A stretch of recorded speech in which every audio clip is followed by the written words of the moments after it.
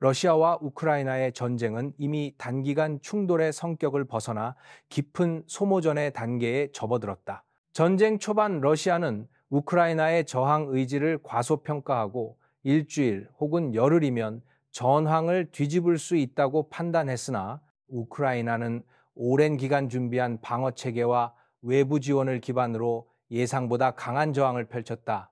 이로 인해 전쟁은 단숨에 끝날 수 있는 국면을 지나 장기전으로 전환되었다. 장기전이 시작되면서 양국은 군사력과 경제력 모두에서 큰 부담을 안게 되었다. 러시아는 전력 손실이 누적되면서 초기 목표를 달성하지 못한 채 전선을 축소할 수밖에 없는 상황에 놓였고, 우크라이나 역시 반격을 시도했지만 넓은 전선을 유지하는 과정에서 병력과 장비의 소모가 감당할 수 없는 수준으로 높아졌다. 이러한 양국의 상황은 어느 한쪽이 압도적인 승리를 거둘 가능성을 낮추며 전쟁이 고착화되는 구조를 더욱 공고하게 만들었다. 전선의 정체는 전쟁이 더 이상 공세와 반격만으로 해결되지 않음을 보여준다. 양국은 서로를 무너뜨릴 만큼 충분한 힘을 갖추지 못했고, 동시에 후퇴하여 협상하기에는 정치적, 전략적 위험이 너무 크다. 그 결과 전쟁은 점차 전투보다 소모와 지구력이 중심이 되는 형태로 변화하였다. 이처럼 양측 모두 지쳤지만 누구도 물러설 수 없는 현실이 현재 전쟁의 본질이며, 앞으로의 방향 역시 단순한 승패가 아니라 복잡한 정치적 계산 속에서 결정될 가능성이 높다. 이 러시아 초기 공세의 실패와 구조적 한계, 러시아의 전쟁 초기 공세는 단기간에 우크라이나의 수도와 주요 도시를 장악하고 정권 교체를 이루겠다는 목표 아래 전개되었다. 러시아는 크림반도와 동부 분쟁 지역에서 병력을 동시에 밀어올리며 전면적인 침공을 시도했으나 이 공세는 예상보다 빠르게 한계에 부딪혔다. 그 핵심 원인은 전략적 판단 오류와 군 구조의 근본적 취약성에 있었다.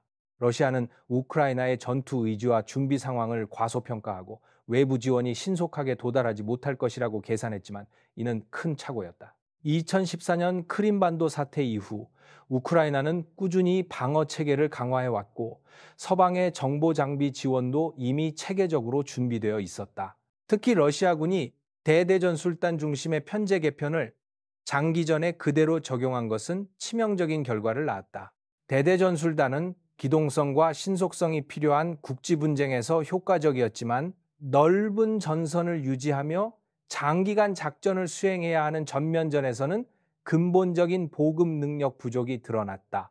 이 편제는 약 한 달 정도 독립적 작전이 가능하다는 구조적 한계를 갖고 있었고, 보급로가 길어지거나 방어선이 강화되면 전투 지속 능력이 급격히 떨어졌다. 러시아군은 이 한계를 간과한 채 우크라이나를 단기간에 제압할 수 있다고 믿으며 대대 전술단을 대량 투입했으나, 결과적으로 초기 전력이 대거 손실되며 전략 전체가 흔들리기 시작했다. 또한 러시아군은 광범위한 지역에서 동시에 공세를 펼치면서 병력을 지나치게 분산시키는 오류를 범했다. 수도 북부, 동부 내륙, 남부 해안까지 모두 공격 대상으로 설정하자 병참이 감당할 수 있는 한도를 넘어섰고, 각 전선의 병력이 충분한 화력을 유지하지 못해 전선에서 지속적인 압박을 가하는 데 실패했다. 여기에 우크라이나의 방어력은 예상을 훨씬 뛰어넘었다. 우크라이나는 서방의 실시간 정보 지원과 체계적인 복합 방어 전략을 바탕으로 러시아의 기동을 효과적으로 차단했으며, 특히 북부 전선에서는 러시아의 기갑 전력이 도시 및 산림지대에서 큰 손실을 입었다. 결국 러시아는 초기에 추진했던 광범위한 공세를 유지할 수 없었고, 몇 달이 지나자 전선을 동남부 지역 중심으로 축소할 수밖에 없었다. 이는 러시아가 전략적으로 얻고자 했던 조기 제압이 사실상 실패했음을 의미하며 이후 전쟁이 장기 소모전으로 전환되는 중요한 계기가 되었다. 전쟁 초기 러시아가 겪은 실패는 단순한 작전상의 문제를 넘어 군 구조와 전략 전반의 한계가 드러난 결과였고, 이는 지금까지도 러시아군의 전투 능력과 전쟁 운영 방식에 깊은 영향을 미치고 있다. 3. 우크라이나의 반격 실패와 내부적 소진. 우크라이나는 러시아가 초기 공세 실패 이후 전선을 동남부로 축소한 틈을 이용해 전황을 뒤집고자 했다. 특히 2023년 여름 우크라이나는 서방의 대규모 군사 지원을 토대로 본격적인 반격 작전을 준비하였다. 이 반격은 러시아가 장기간 구축한 방어선을 정면으로 돌파해 남부 회랑을 끊고 크림반도와 동부 점령지를 분리시켜 러시아의 전쟁 지속 능력을 약화시키는 것이 목표였다.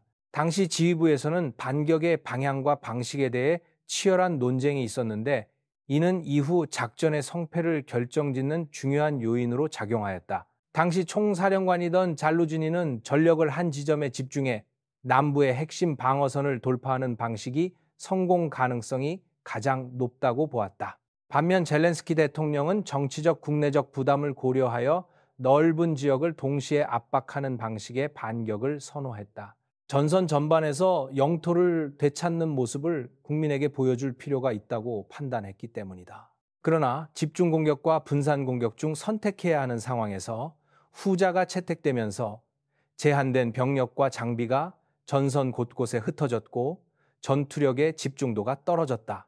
이는 방어공사와 지뢰대를 촘촘하게 구축한 러시아군의 구조적 우위를 무너뜨리는데 결정적 장애가 되었다. 반격이 시작되자 우크라이나는 심각한 병력 소모에 직면했다. 반격에 투입된 부대들은 광범위한 지뢰지대와 강력한 고정 방어선에서 예상보다 훨씬 큰 피해를 입었고 서방이 제공한 장비 역시 러시아의 집중 포격과 공세에 의해 빠르게 손실되었다. 전선이 분산된 만큼 어느 한 지점에서 돌파구를 만들기 어려웠으며 소모된 병력과 장비를 보충할 시간도 부족했다. 결국 반격은 일부 지역에서 제한적인 전진을 이루는 데 그쳤고 전황을 뒤집는 데 필요한 결정적 성과를 확보하지 못했다. 이 과정에서 드러난 문제는 단순히 전술적 실패만이 아니었다. 우크라이나 내부에서도 장기전의 부담이 뚜렷하게 드러났다. 반격 준비 과정에서 대량의 병력이 전선으로 이동했고 징집과 관련된 사회적 갈등도 확대되었다. 국가 전반의 경제력이 전쟁 수행에 집중되면서 민간 부문의 부담이 커졌고 반격이 기대에 못 미친 뒤에는 전쟁 피로감이 더욱 심화되었다. 특히 반격 실패 이후 서방의 지원 속도도 완전히 안정적이지 않았고 우크라이나 내부에서 전략적 의사 결정에 대한 논쟁이 다시 고조되었다. 결과적으로 우크라이나의 2023년 반격은 러시아의 방어망을 무너뜨리기에는 역부족이었다.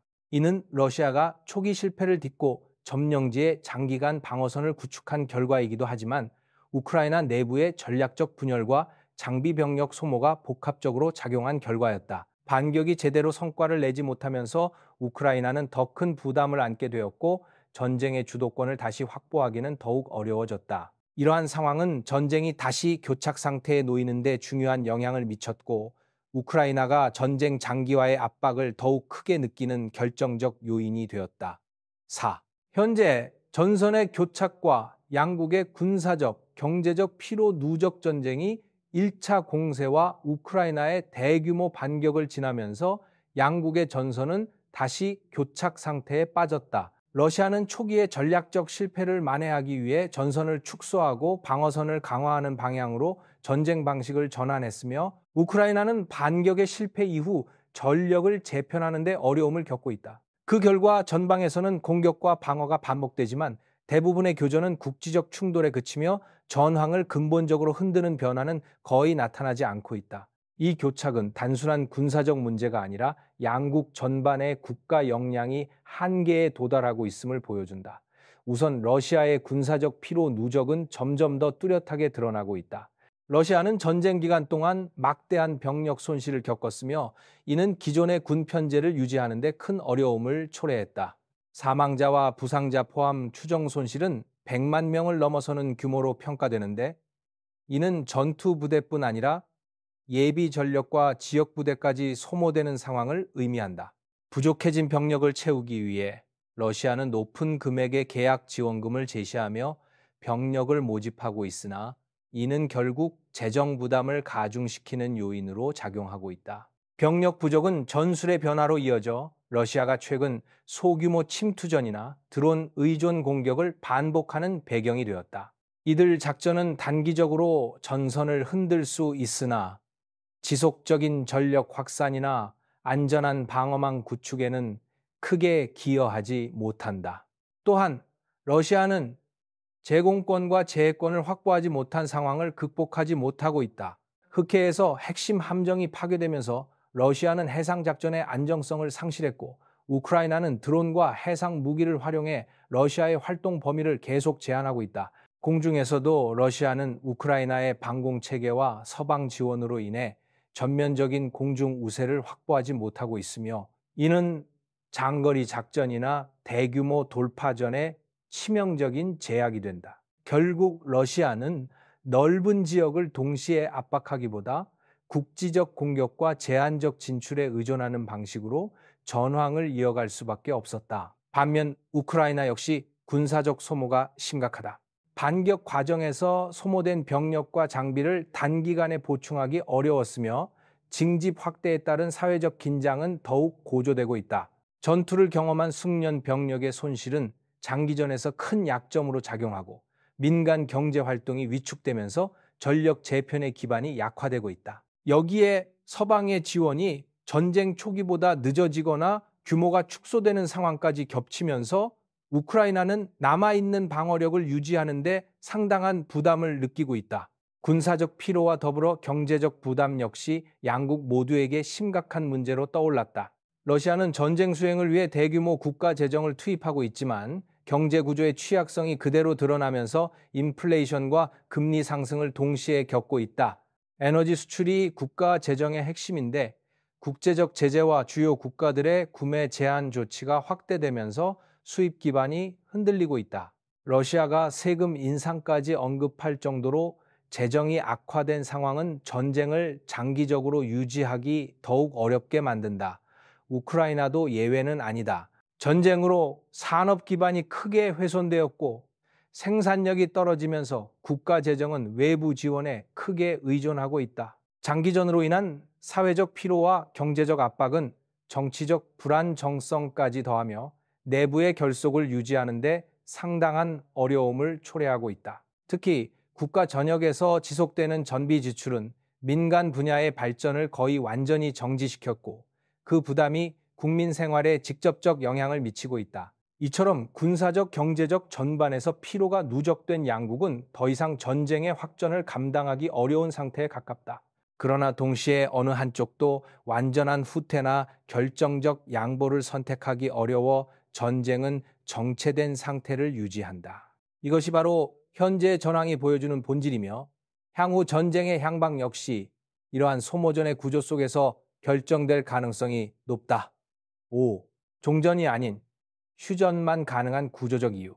러시아와 우크라이나 전쟁이 장기화되면서 국제사회에서는 전쟁의 종결 방식에 대한 논의가 꾸준히 제기되고 있다. 그러나 현실적으로 두 나라가 전면적인 종전에 합의할 가능성은 극히 낮다. 이유는 단순히 정치적 의견 차이를 넘어 양국이 갖고 있는 구조적 조건과 전쟁의 성격이 종전을 불가능하게 만들기 때문이다. 양측이 선택할 수 있는 가장 현실적인 결론은 완전한 평화 협정이 아닌 무력 충돌을 일시적으로 중단하는 형태의 휴전에 더 가깝다. 가장 근본적인 이유는 영토 문제의 충돌이다. 러시아는 1차 공세 이후 확보한 우크라이나 동남부 지역을 자국의 영토라고 주장하며, 현 전선을 기준으로 사실상의 국경선을 확정하려는 의도를 가지고 있다. 푸틴 정부는 점령지의 통합을 내부 정치적 정당성의 핵심으로 삼고 있어 영토를 포기하는 것을 국가적 실패로 간주한다. 러시아의 입장에서 종전이란 곧 점령지를 유지한 상태에서 전쟁을 끝내는 것이며, 더 확장된 영토를 영구적으로 인정받는 것을 포함한다. 따라서 러시아는 자신이 차지한 지역을 내놓는 협정을 받아들일 수 없다. 반면 우크라이나는 헌법적으로 영토 양보를 할 수 없는 구조다. 우크라이나 헌법은 영토 보전 의무를 명시하고 있어 대통령을 포함한 어떤 정치 지도자도 영토를 포기하는 협정을 체결할 권한이 없다. 만약 점령지를 러시아 영토로 인정하는 종전에 합의할 경우 이는 헌법 위반이며 정치적, 사회적 정당성을 상실하게 된다. 더구나 국민 여론 역시 점령지의 실질적 통제가 어려울 수 있다는 현실을 어느 정도 인정하면서도 공식적으로 러시아의 영토 편입을 받아들이는 것은 절대 용납할 수 없다는 입장이 강하다. 결국 영토 문제는 양국 모두에게 양보 불가능한 핵심 가치로 자리 잡아 종전의 길을 원천적으로 차단한다. 여기에 전쟁의 정치적 의미가 양국의 합의를 더욱 어렵게 만든다. 푸틴 정부는 전쟁을 통해 국내 여론을 결집시키고 러시아가 여전히 강대국임을 대외적으로 과시하려는 목적을 갖고 있다. 이런 상황에서 러시아가 스스로 점령지를 포기하거나 전쟁을 실패로 인정하는 내용의 종전을 받아들일 가능성은 극히 낮다. 반면 우크라이나 정부 역시 전쟁을 통해 국가 정체성을 강화하고 있으며 러시아의 침략에 저항했다는 상징적 의미는 국가 독립의 기둥으로 작용한다. 이러한 정치적 구조는 어느 한쪽이 양보를 선택하면 내부적 정당성을 잃게 되는 상황을 만들었다. 또한 휴전과 종전의 차이도 중요한 요소다. 종전은 전쟁을 완전히 끝내고 미래의 충돌 가능성까지 정리하는 포괄적 합의를 의미하지만 휴전은 단순히 무력 충돌을 멈추는 조치를 뜻한다. 지금의 전황과 정치적 구조를 고려할 때 양국이 종전의 모든 조건에 합의하는 것은 현실적으로 불가능하다. 따라서 양측 모두 휴전이라는 임시적 수단을 선택할 가능성이 높다. 이는 마치 부부가 이혼이라는 완전한 결정을 내리지 못한 채 따로 생활하는 것에 비유될 수 있다. 갈등이 본질적으로 해결되지 않은 상태에서 충돌을 잠시 멈추는 구조가 바로 휴전이다. 결과적으로 전쟁이 향후 도달할 가능성이 가장 높은 지점은 완전한 종전이 아닌 불완전 휴전이다.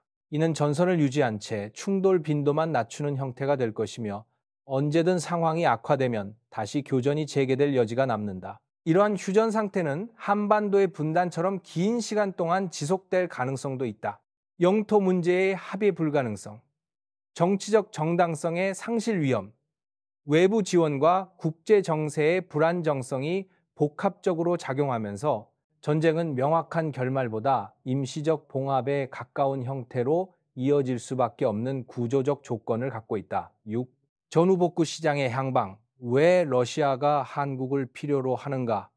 전쟁이 장기화되고 전선이 교착되면서 국제사회에서는 이미 전후복구 시장의 향방에 대한 논의가 조심스럽게 등장하고 있다. 특히 러시아가 점령하고 있는 우크라이나 동남부 지역의 파괴 규모는 상상을 초월하며 그 복구 비용은 우크라이나 자체의 능력만으로는 감당할 수 없는 수준이다.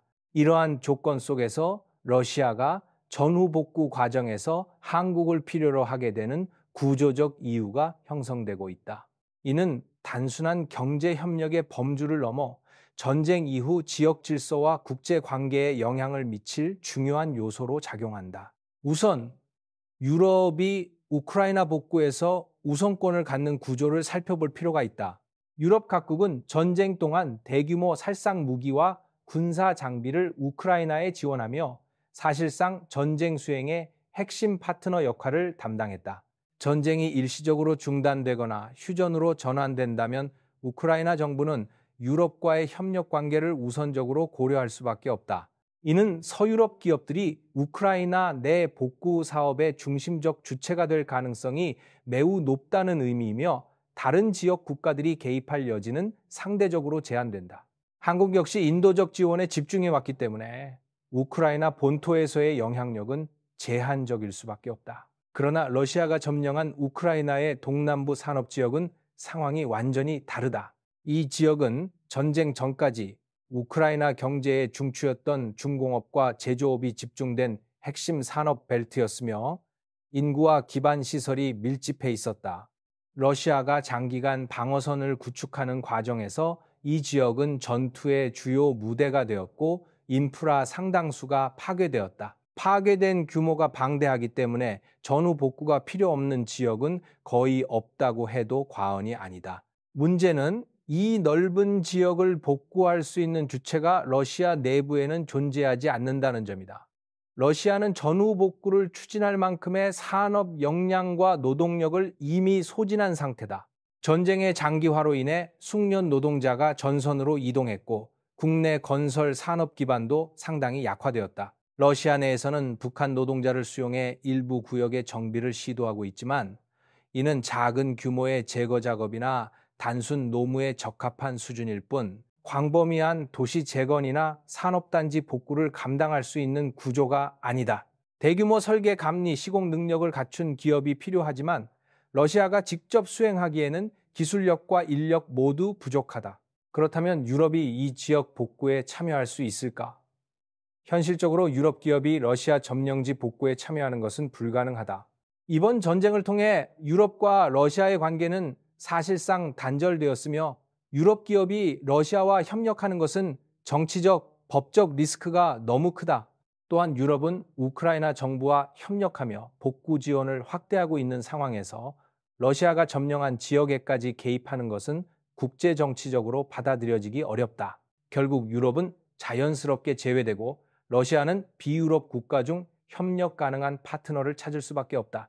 이 지점에서 한국의 중요성이 부각된다. 한국은 전 세계에서 손꼽히는 건설 시공 감리 능력을 갖추고 있으며 초대형 인프라 사업과 도시 재건 경험이 풍부하다. 또한 한국은 전쟁 기간 동안 살상 무기 지원을 하지 않았고 인도적 지원 중심의 입장을 유지함으로써 러시아와의 관계가 다른 서방 국가만큼 악화되지 않았다.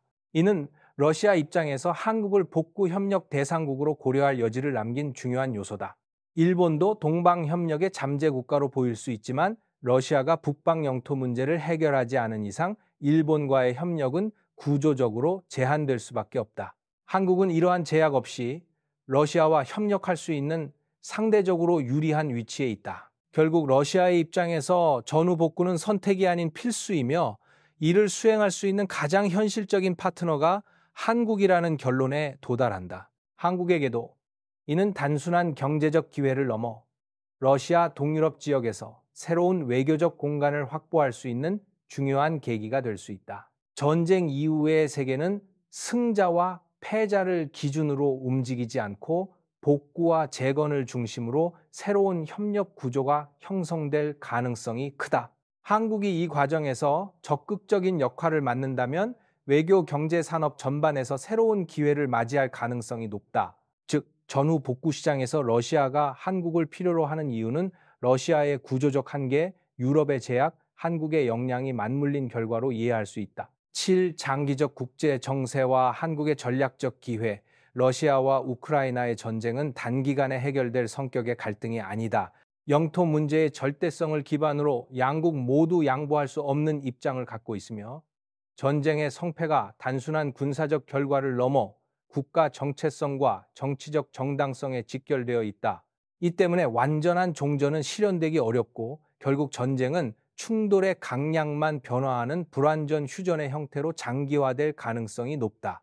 이러한 국면은 국제 질서를 불안정하게 만들고 주변 분쟁의 재발 가능성까지 높이며 세계 각 지역에서 긴장이 상존하는 구조를 형성한다. 그러나 이런 불안정한 상황 속에서도 한국이 활용할 수 있는 기회는 존재한다. 전후 복구 시장은 단순한 경제적 이익을 넘어 국가 간 관계 재편의 중요한 무대가 된다. 러시아가 점령한 우크라이나 지역의 광범위한 파괴는 복구를 필수 과제로 만들었고 이를 해결할 국가로 한국이 부상하고 있다. 한국의 건설 감리 역량은 세계적으로 인정받고 있으며 전쟁 기간 동안 살상 무기를 제공하지 않았다는 점도 러시아와의 협력 가능성을 열어둔다. 이러한 요소들은 한국이 국제적 긴장을 이용해 새로운 경제적, 외교적 공간을 확보할 수 있는 기반이 된다. 또한 한국은 이 과정에서 단순한 복구 사업 참여를 넘어서 국제사회에서의 입지와 영향력을 강화할 기회를 얻는다. 전후 협력은 군사력보다 경제력과 기술력이 중심이 되는 시대적 흐름 속에서 중요한 의미를 가진다. 한국이 이러한 복구 과정에 적극적으로 참여할 경우 동유럽과 중유라시아 지역에서 새로운 협력 네트워크를 구축하고 외교적 영향력을 확대할 수 있다. 이것은 단순히 경제적 수익을 넘어서 국가적 전략 자산을 축적하는 과정이 될 것이다. 결국 전쟁의 장기화와 휴전의 가능성은 국제 정세의 불안정성을 심화시키지만 동시에 새로운 질서가 형성될 여지를 만든다. 한국은 변화하는 국제 환경을 정확히 분석하고 전후 복구라는 현실적 영역에서 능동적인 역할을 수행함으로써 전략적 기회를 선점할 수 있다. 앞으로의 국제 질서에서 중요한 것은 갈등의 해결보다 갈등 이후의 공간을 누가 주도적으로 활용하느냐에 달려 있다는 점을 인식해야 한다. 한국은 그 중심에 설 수 있는 역량을 이미 갖추고 있다.